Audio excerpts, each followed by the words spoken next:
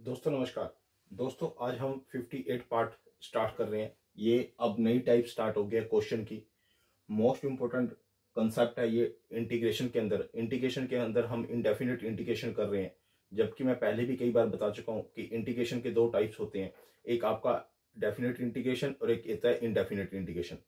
Indefinite integration वह होता है जिसके अंदर इंटीग्रेशन की कोई भी लोअर लिमिट और अपर लिमिट डिफाइन नहीं होती, गिवन नहीं होती, जबकि डेफिनेट इंटीग्रेशन के अंदर लोअर लिमिट और अपर लिमिट डिफाइन होती है।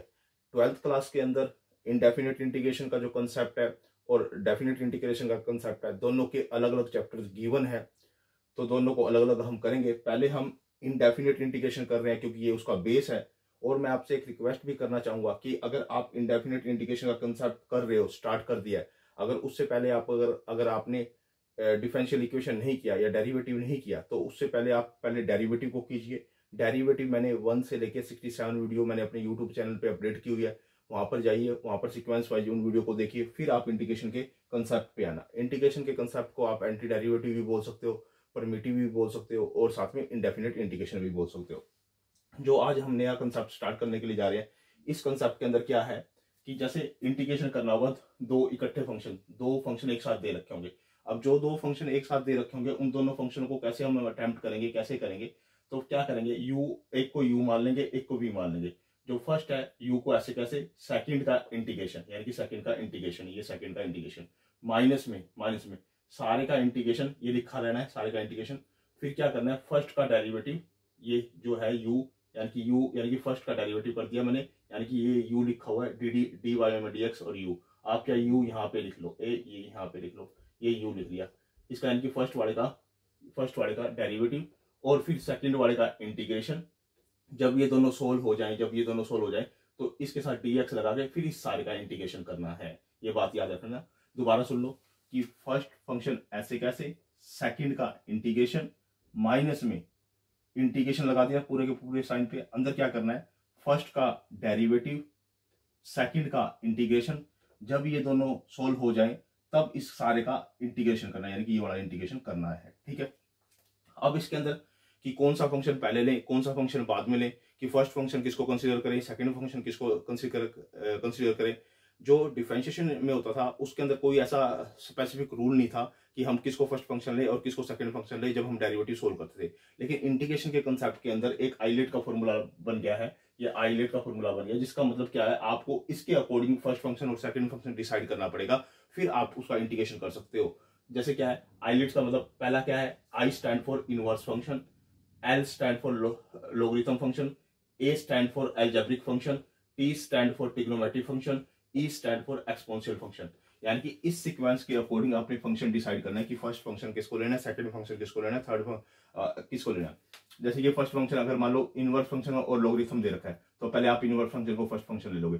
अगर लोगरिथम और एल्जेब्रिक दे रखा है तो आप लोगरिथम को फर्स्ट फंक्शन ले लोगे, एल्जेब्रिक को सेकंड फंक्शन ले लोगे। अगर आपका एल्जेब्रिक और ट्रिग्नोमेट्रिक दे रखा है तो एल्जेब्रिक को फर्स्ट फंक्शन ले लोगे, ट्रिग्नोमेट्रिक को सेकंड फंक्शन ले लोगे। इसी तरह से अगर ट्रिग्नोमेट्रिक और एक्सपोनेंशियल फंक्शन दे रखा है तो आप ट्रिग्नोमेट्रिक को फर्स्ट फंक्शन ले लोगे और इसको सेकंड फंक्शन ले लोगे, एक्सपोनेंशियल को। अगर इनवर्स और एक्सपोनेंशियल फंक्शन दे रखा है तो आप पहले इनवर्स को फर्स्ट फंक्शन ले लोगे, एक्सपोनेंशियल को लास्ट फंक्शन ले लोगे, यानी सेकंड फंक्शन ले लोगे। तो इस तरह से इस सीक्वेंस के अकॉर्डिंग, आइलेट के अकॉर्डिंग आपको ये क्या करना है, डिसाइड करना है कि कौन सा फंक्शन पहले लेना है और कौन सा फंक्शन सेकंड लेना है। अब पहले क्या है, ये एक जो क्वेश्चन है इसको हम सोल्व कर लेते हैं। इंटीग्रेशन x e की पावर x dx, इसका इंटीग्रेशन करना है मुझे। मेरे लिए अब आप इसको देख लो, एल्जेब्रिक फंक्शन पहले आता है, एक्सपोनेंशियल फंक्शन बाद में आता है। तो मेरे लिए फर्स्ट फंक्शन हो जाएगा, ये मेरे लिए सेकंड फंक्शन हो जाएगा। तो क्या कहता है कि फर्स्ट फंक्शन ऐसे कैसे, एक्स ऐसे कैसे, सेकंड का इंटीग्रेशन, ये सेकंड का इंटीग्रेशन का साइन लगा दिया मैंने dx, माइनस में पूरा इंटीग्रेशन लगा रखा है, ऐसे कैसे इंटीग्रेशन लगाना है आपने, फर्स्ट का डेरिवेटिव, यानी कि फर्स्ट का डेरिवेटिव, सेकंड का इंटीग्रेशन, और इनको एक ब्रैकेट में एनक्लोज कर देना। ये ब्रैकेट में मैंने एनक्लोज कर दिया और फिर dx लगा दिया, क्योंकि इसका मेरे को सोल्व करने के बाद ये सारे का इंटीग्रेशन भी करना है फिर भी। तो मैंने क्या किया, एक्स ऐसे का ई का एक्स का इंटीग्रेशन ई की पावर एक्स होता है, माइनस में ये इंटीग्रेशन का साइन ऐसे कैसे लगा रहेगा, इसका डेरिवेटिव 1 होता है, इसका इंटीग्रेशन ई की पावर एक्स होता है। अब जो ये आया इसका सारे का अभी इंटीग्रेशन करना है, अब ये पूरे का इंटीग्रेशन यहां करना है। तो एक्स ई की एक्स ऐसे कैसे, माइनस ई की एक्स प्लस में सी। अब ई की एक्स इन दोनों में से कॉमन ले लो, आप ई की एक्स कॉमन लोगे तो क्या आएगा, एक्स माइनस में 1 आ जाएगा प्लस में सी। ये मेरा फर्स्ट क्वेश्चन अटेम्प्ट हो गया, यानी कि आइलेट के अकॉर्डिंग मैंने ये डिफाइन कर लिया कि फर्स्ट फंक्शन किसको कंसीडर करना है और सेकंड फंक्शन किसको कंसीडर करना है, तब मेरे को इंटीग्रेशन का कंसेप्ट स्टार्ट करना है। अब जैसे सेकंड क्वेश्चन है, सेकंड क्वेश्चन के अंदर क्या दे रखा है, इंटीग्रेशन एक्स अपॉन में कोस स्क्वायर एक्स डीएक्स। पहले first of all cos square को आप न्यूमिनेटर में लेके जाओ, जो कि सेकंड स्क्वायर एक्स हो जाता है। अब एल्जेब्रिक आपका फर्स्ट फंक्शन बनेगा और जो ट्रिग्नोमेट्रिक फंक्शन है वो लास्ट फंक्शन बनेगा, यानी सेकंड फंक्शन, क्योंकि ट्रिग्नोमेट्रिक फोर्थ पे है, एल्जेब्रिक पहले आता है, तो एल्जेब्रिक को फर्स्ट फंक्शन ले लिया, ट्रिग्नोमेट्रिक को सेकंड फंक्शन ले लिया। अब क्या करना है, फर्स्ट फंक्शन ऐसे कैसे, सेकंड का इंटीग्रेशन, ये साइन लगा दिया इंटीग्रेशन, माइनस में इंटीग्रेशन लगाना है कैसे सारे का, फर्स्ट का डेरिवेटिव और फिर इसका सेकंड का इंटीग्रेशन।